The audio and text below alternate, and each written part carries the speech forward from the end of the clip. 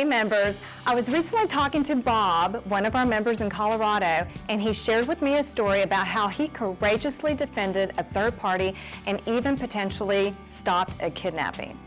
So it made me think, do you as a law-abiding gun owner know what the law is in your state as it pertains to protecting a third party, such as a neighbor or even someone you don't know?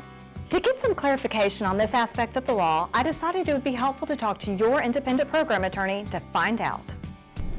Hi Sherry, that's a great question. Now the law in Georgia is very clear that you can use force to protect a third party.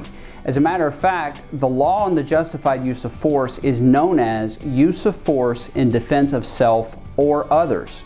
And that other doesn't have to be someone you know, it doesn't even have to be someone you like.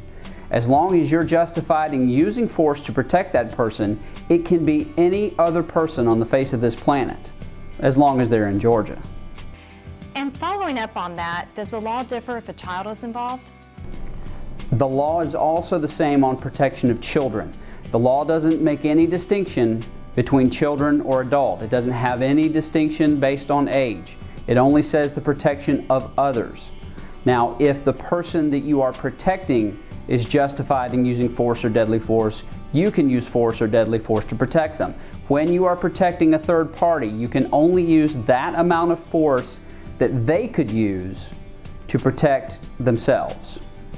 Thank you for educating us on that aspect of the law. And thank you, Bob, for sharing your story with me. Members, if you have a great story relating to owning a firearm or how your U.S. Law Shield membership has benefited you, we want to hear about it. Share your story at memberstories@uslawshield.com and maybe we will include it in our next newsletter.